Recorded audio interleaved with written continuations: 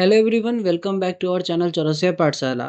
तो आज हम लोग सेमीकंडक्टर टेक्नोलॉजी इक्विपमेंट मेंटेनेंस में पढ़ेंगे लेक्चर 1, जो कि है सबसे पहले आ रहा है introduction to semiconductor fab industry and its market. तो इसमें हम लोग पढ़ेंगे। सबसे पहले आता है हमारा एजेंडा। एक सेकेंड। सबसे पहले आता है हमारे पास एजेंडा। एजेंडा क्या है इसका? Introduction to semiconductor fab industry overview दिया जाएगा, manufacturing process, global and Indian market, future trends जो भी है। उसके बाद आता है what is semiconductor, material with conductivity between conductor and insulator हो गया हमारा सेमी कंडक्टर। एग्जाम्पल हो गया silicon, germanium, gallium arsenide, foundation of electronic devices. उसके बाद आता है importance of semiconductor. Importance of semiconductor में हमारा क्या आ गया?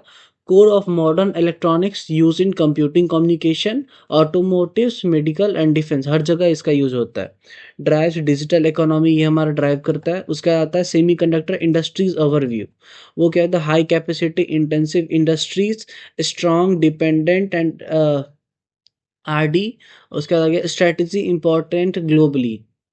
उसका आता है सेमी कंडक्टर वैल्यू चेन, क्या है? चिप डिजाइनिंग में यूज होता है, मैन्युफैक्चरिंग, असेंबली, टेस्टिंग, पैकेजिंग, इसका इस तरह से चेन बना हुआ रहता है। सिस्टम इंटीग्रेशन, इस तरह से चिप डिजाइन होता है, फिर मैन्युफैक्चर होगा फाउंड्रीज में, उसका असेंबली होता है, फिर टेस्टिंग होता है, फिर पैकेजिंग होता है।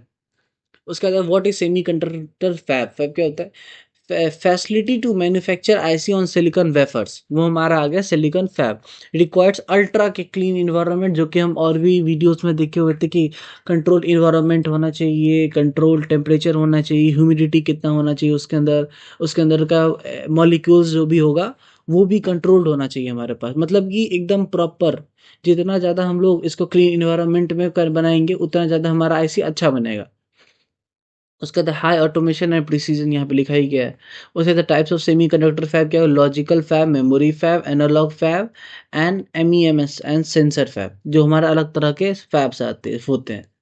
उसके बाद फैब बिजनेस मॉडल्स क्या सब हो गए? फैब कंपनीज हो गया, फाउंड्रीज हो गया, इंटीग्रेटेड डिवाइस मैन्युफैक्चरिंग, आईडीएम। उसका आता है क्लीनिंग इन्वायरमेंट क्या? Class 1 to class 10 clean room.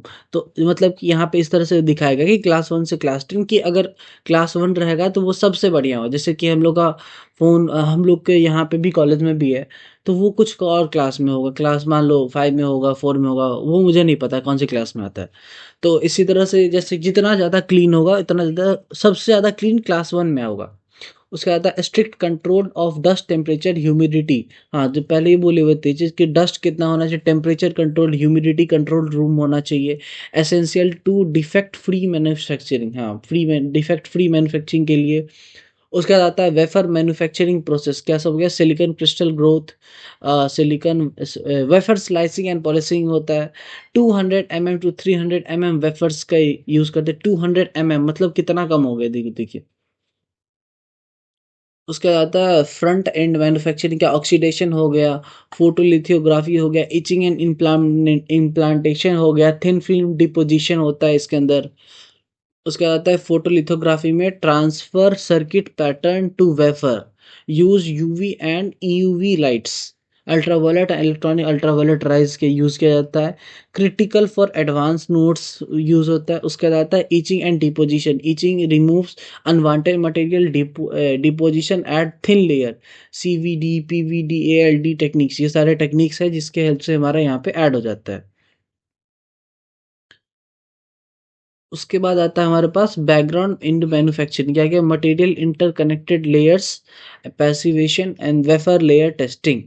Back in manufacturing में क्या होता है? मेटल इंटरकनेक्शन लेयर्स होता है, पैसिवेशन होता है, वेफर लेयर टेस्ट किया जाता है सही है या फिर नहीं। उसके बाद आता है हमारे पास असेंबली, टेस्टिंग एंड पैकेजिंग। उसमें क्या होता है? Dicing wafers into chips, wire bonding and flip chip, वो सब आगे बताया जाएगा हम लोगों को। असेंबली, टेस्टिंग में, पैकेजिंग में होता है यहाँ पे। फिर आता है फाइनल इलेक्ट्रिकल टेस्ट होते हैं यहाँ पे। उसके बाद आता है cost of semiconductor fab. Advance fab cost का यूएस डॉलर में 10 to 20 बिलियन डॉलर्स में यहाँ पे होता है फैब का cost. High equipments and infrastructure investment, long return and investment period.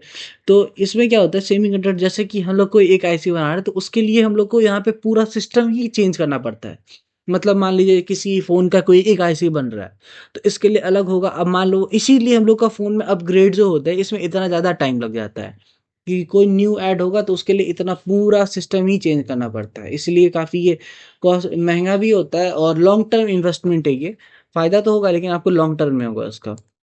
उसके अंदर की फैब इक्विपमेंट सप्लायर हो गया, एएसएमएल लिथोग्राफी होगा, अप्लाइड मटेरियल डिपोजिशन हो गया, लैम्प रिसर्च हो गया, इचिंग लैम्प रिसर्च इचिंग हो गया, टोक्यो इलेक्ट्रॉनिक्स हो गया, ये सारे फैब इक्विपमेंट सप्लायर्स हैं, ये सारे कंपनीज। कुछ क्लीनिंग के लिए भी है, वो आप दूसरे वीडियो में देख सकते हैं। ग्लोबल सेमीकंडक्टर मार्केट्स में market size under US billions US dollar सही है।